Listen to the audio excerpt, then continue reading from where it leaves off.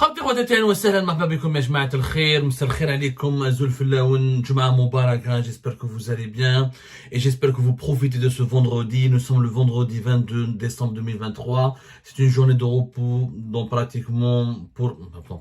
dans toutes les régions de notre chère Algérie.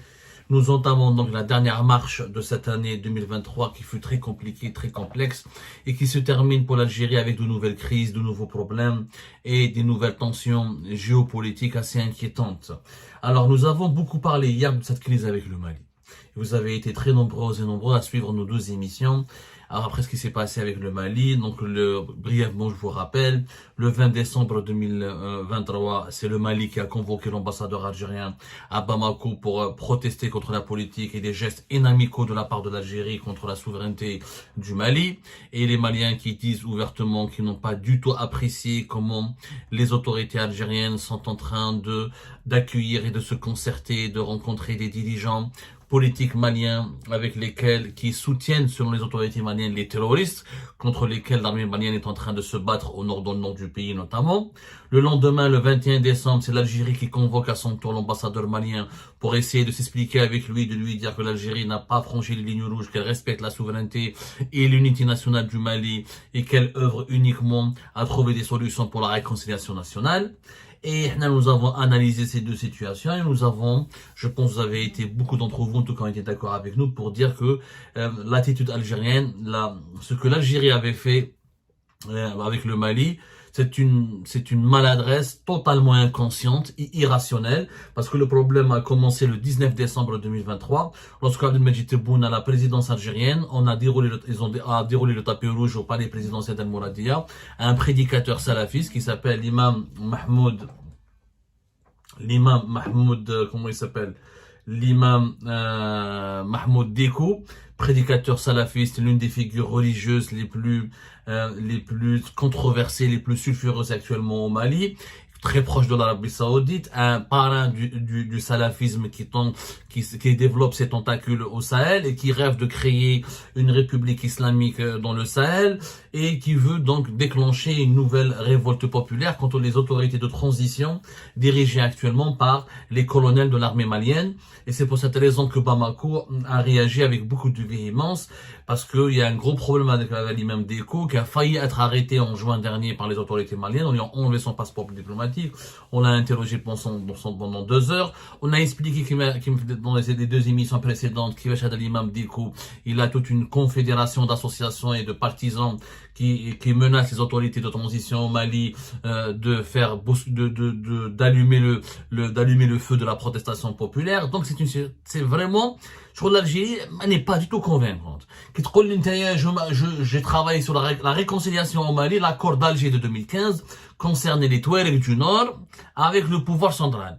Ne concernait pas des opposants même s'il est originaire de Tombouctou du Nord, l'imam Mahmoud Dekou, il ne fait pas partie des mouvements armés qui avaient voulu créer la Zawed en 2012 et 2013 jusqu'à 2014 et il n'a pas négocié, il n'en a pas assisté, il n'en a pas signé lui-même dans les accords d'Alger. Donc ça, les événements, vous pouvez retrouver nos deux émissions, nous avons même publié un éclairage sur notre site Algérie Part. Et bien, nous avons après Lyon, regardez, qui profite, alors regardez, vous allez voir que le régime algérien va créer au complot bientôt, qui profite de cette brouille de cette crise inattendue avec le Mali, entre l'Algérie et le Mali. Jamais nous avons eu des mauvaises relations avec le Mali. Nous avons toujours eu d'excellentes relations. Avec le Mali et le Niger, nous avons toujours eu d'excellentes relations. Lyon, nous avons un problème avec le Niger et avec le Mali. Le Niger qui en octobre 2023 a rejeté notre médiation. Il ne veut pas que l'Algérie soit le médiateur parce qu'il ne fait plus confiance en Algérie à cause de ses positionnements et de son rapprochement avec la France. Le Mali et la chef n'a une crise maintenant, des rappels réciproques d'ambassadeurs et des incompréhensions, des malentendus, des tensions et des accusations. Lyon, après, qui profite de cette situation? Le Maroc. Les Marocains. Et ben voilà, les maladresses du régime algérien profitent à qui? Aux Marocains. Alors, le ministre des Affaires étrangères malien a été officiellement invité au Maroc le 23 décembre prochain. Abdoulaye Diop a confirmé qu'il va se rendre au Maroc, à Marrakech au Maroc, à l'invitation des autorités marocaines, pour participer à une réunion ministérielle de concertation organisée dans le cadre de l'initiative de Sa Majesté le roi Mohammed VI, visant à favoriser l'accès des États du Sahel à l'océan Atlantique. Voilà. هاوليك ضربنا مع لي ماليان واش صرا لو شيف دو لا دبلوماسيه ماليان كاس كي فا فير اي فا لي مراكش وماروك قال ما تفاهمش مع الجزائر l'ennemi de mon ennemi l'ennemi de mon ennemi c'est mon ami j'ai des problèmes avec l'Algérie toute personne tout état tout pays qui a un problème avec l'Algérie va se tourner automatiquement vers le Maroc parce que le Maroc est de facto considéré comme l'adversaire géopolitique numéro 1 du régime algérien. Le régime algérien le traite comme un ennemi et ben quand on se dispute avec des pays ou avec des voisins on incite indirectement ses voisins ou ses partenaires à aller dans les bras à se jeter dans les bras du Maroc. C'est ce que vont faire les Maliens. Et je trouve les Marocains comment ils sont intelligents. Ouais, la vérité, donc vous allez voir dans une semaine, 10 jours, et vous allez voir la presse algérienne, c'est le Maroc qui a semé la zizanie entre le Mali et l'Algérie, c'est le Maroc qui est en train de financer une campagne de dénigrement pour déstabiliser les relations algéro-marocaines, c'est le algéro-malienne, c'est le Maroc qui pousse des dirigeants maliens à se retourner contre l'Algérie. Alors vous allez voir. Et pourtant, l'embrouille, elle a commencé lorsque Alger a accueilli un imam salafiste dangereux pour le pouvoir actuel au Mali et qui veut bousculer le processus de transition et qui veut chasser du pouvoir les colonels maliens qui, qu'on le veuille ou non, ont une certaine popularité. Il y a beaucoup de Maliennes et de Maliens qui les suivent et qui sont d'accord avec leur politique, à savoir s'émanciper du joug de la France, lutter de façon armée et rigoureuse et musclée contre les groupes armés qui dominent beaucoup de larges territoires du pays, travailler sur une nouvelle fondation de la souveraineté du Mali, s'allier avec la Russie pour lutter contre la sécurité, le groupe armé et terroriste, les groupes criminels. Beaucoup de Maliennes et de Maliens sont d'accord. D'ailleurs, la junte au Mali peut aussi mobiliser l'imam Diko et le salafiste. Il a ses partisans, les colonels maliens, ils ont aussi leurs partisans. On veut manipuler quel était l'objectif du régime algérien. Je ne comprends pas les dirigeants de notre pays. Qu'est-ce qu'ils voulaient entendre? Quel est le message qu'ils voulaient envoyer? Ou quel était leur but en recevant Alger à l'imam Mahmoud Diko? Et bien maintenant les Maliens, qui savent que l'Algérie n'est pas avec eux, n'est pas à l'aise, n'est pas agréable avec eux. De temps en temps elle est avec la France, de temps en temps elle accueille l'imam Mahmoud Diko. Elle veut absolument continuer à dialoguer avec les groupes armés du nord du pays alors que l'armée malienne est en train de les combattre et elle a repris Kida le 14 novembre dernier et qu'elle ne veut pas leur céder le terrain. Que font maintenant les Maliens? Puisqu'il y a des divergences claires, affichées et publiques et des problèmes, des tensions entre Alger et Bamako se dirigent vers Rabat. Les Marocains, ils en profitent. Chaque faux pas du régime algérien, le Maroc en profite. Ou là, il profite directement au Maroc. Ce qui est logique puisque nous sommes dans une grande compétition géopolitique. Le Maroc en profite. Je vous les Marocains, qu'est-ce qu'ils ont fait? Ils n'ont pas accueilli des salafistes, ils ne se sont pas mêlés des affaires internes du Mali, les Touaregs, etc. alors que l'armée malienne est en train de lutter sur le terrain. D'ailleurs, une initiative économique. L'initiative économique, le Maroc, pour pousser tous les États africains à reconnaître sa souveraineté sur le Sahara occidental, d'ailleurs, l'initiative, l'accès à l'Atlantique pour les États du Sahel. Le Maroc, comme avec les Émiratis, il a un grand projet et depuis 2016, il nourrit le rêve de construire un grand mégaport du côté atlantique au niveau du Sahara occidental. Il veut connecter, il cherche des investisseurs pour connecter le Mali et le Niger, le Burkina Faso à l'océan Atlantique en leur permettant d'accéder à des services de logistique et de transport maritime et du commerce international en profitant de certaines infrastructures qui relient les territoires maliens, burkinabé ou nigériens à ce port qui est situé, oui, le Sahara occidental. Donc, le Maroc, il fait intelligemment. Mais il parle business pour intéresser, pour séduire tes voix ou les pays étrangers. Quelle est la meilleure arme de séduction? C'est le business. C'est pas la lutte contre le terrorisme, ou la lutte, accueillir un chef salafiste, ou les Marocains parlent business. Ils vont inviter les dirigeants maliens. Voilà, on vous donne un accès au Sahara. occidentale, le port on vous aide à financer les infrastructures. Le Maroc déjà exporte pas mal de marchandises au Mali. Des entreprises marocaines, des compagnies aériennes marocaines qui l'Arabe, des banques marocaines déjà sont bien installées dans l'Afrique de l'Ouest et dans le Sahel. Ça vous le savez, et je n'ai pas à le dire, on l'a déjà dit 1000 fois. Allez voir les intérêts économiques et commerciaux marocains, comment ils se développent à Ouagadougou, à Niamey, à Bamako, etc. Donc les Marocains sont en train de gagner les faveurs des dirigeants maliens en profitant de quoi? Des faux pas du régime algérien. Au lieu de penser au bien, normalement, on est le grand voisin du Mali, on partage avec eux presque 1000 km de frontières. Quelles sont les initiatives économiques que nous avons proposées au Mali?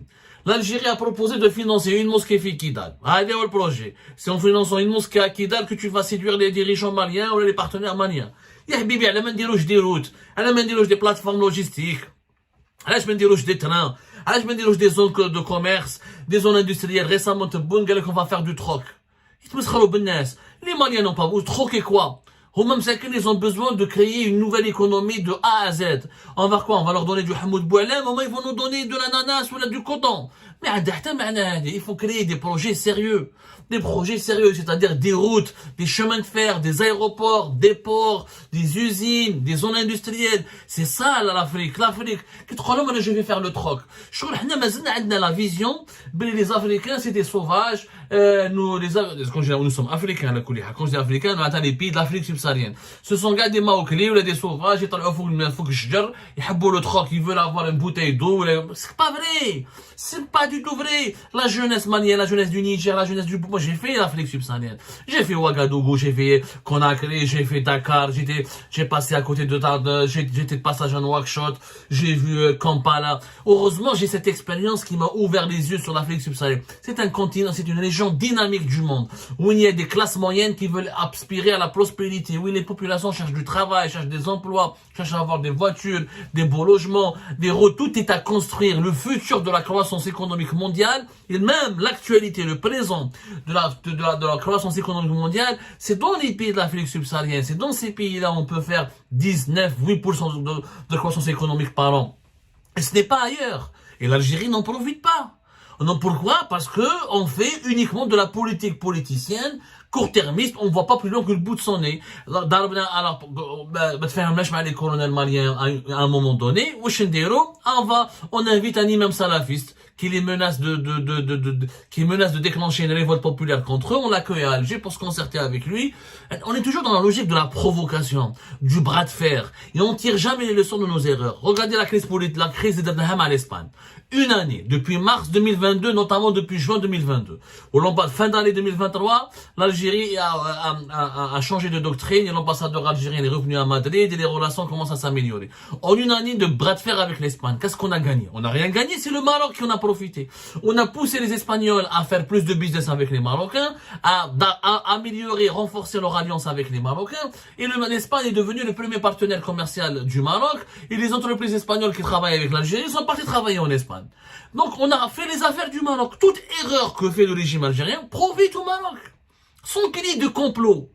Il y a les Marocains, donc comment me dire, les Marocains, je me dire, ils croient de Sénat. غير يغلط le régime algérien يصدموهم. هذا ما كاين كومبلو اماراتيين. يا حبيبي جايب لي انا الامام salafiste في Alger pour un pays qui a lutté contre le terrorisme, pour un pays qui a vaincu contre le terrorisme, وتقول لي je veux dialoguer avec lui. واش يكون هذا الامام ديكو؟ C'est l'homme des Saoudiens. لا تعرضوا انت في Alger. On s'en fout de lui. Je préfère l'armée malienne est une institution. Les colonels, Balak Assimi Goïta, qui n'est pas bon corrompu, mais l'armée malienne est une institution. Je préfère parler avec une institution solide, qui a le droit, c'est légitime de sa part de vouloir garantir la souveraineté de son territoire et sécuriser son territoire. On a provoqué une crise diplomatique avec le Mali, gratuitement, et maintenant les Maliens vont faire quoi? Vont aller au Maroc. Et vous allez voir comment les Marocains vont profiter. Il y aura des aides financières, il y aura des invitations, des projets économiques, etc. Et les Algériens, nous, on va gagner quoi? On va avoir des rapports totalement hostiles, toujours tendus, de l'incompréhension. Et nous avons aujourd'hui des problèmes avec presque tous nos voisins. Mais qu'est-ce que la Tunisie, encore la Tunisie, elle est obligée de s'entendre avec nous, parce que qu'est-ce qu'on y a les Tunisiens? C'est un pays en faillite, le gaz il dépend à plus de 60% de l'Algérie, l'électricité il dépend à plus de 40% pour produire l'électricité de l'Algérie, il y a l'Algérie qui peut les aider, qui peut leur donner de l'argent, c'est un pays en faillite, les Tunisiens ما لقاو حتى واحد. وكان لقاو demain d'autres partenaires يرمونا الماء حنا ثاني. ما نفهموا مع حتى واحد. La Mauritanie c'est superficiel, le Mali ضربنا معاهم, Niger رانا c'est froid. Le Maroc au bord d'une guerre, l'Espagne ضربنا معاهم ربحنا والو, jusqu'à quand? France ضربنا معاها 3 ans. Maintenant les autorités dirigeantes algériennes essaient d'avoir une autre approche, maintenant ils veulent être les meilleurs amis des Français, tu ne les comprends rien. C'est une politique de l'humeur. Le régime algérien pratique une géopolitique de l'humeur, de l'émotion, de l'enfantillage, de l'instabilité, de caractère, une diplomatie une diplomatie d'un sale caractère. C'est-à-dire, quand je suis en colère, je te bouscule, je te provoque, je rends les relations, je gèle, etc. Je m'énerve contre toi. Et quand j'ai besoin de toi, j'essaye de me rapprocher de toi et de me rattraper, mais sans trop y montrer, tout en restant digne, tout en restant snob. C'est pas comme ça que ça marche les relations entre les États. On s'entendait avec tout le monde. Les Maliens, on était une grande puissance au sein de l'Union africaine. Les Marocains ما كانوش يدوروا ni à gauche ni à droite في وقت بوتفليقة حبينا ولا كرهنا نقولوا الحقيقة. Et les Marocains sont revenus en force sur la scène africaine quand le Bouteflika est devenu très malade, absent à partir du moment de 2016-2017. Donc, يا جماعة, on a offert un boulevard royal au Maroc, qui va maintenant s'implanter au Mali, s'implanter au Niger, s'implanter partout. Et nous, on a gagné quoi? Les slogans. Vous allez voir des campagnes de presse, des accusations des théories de complot, etc. C'est malheureux pour mon cher Algérie.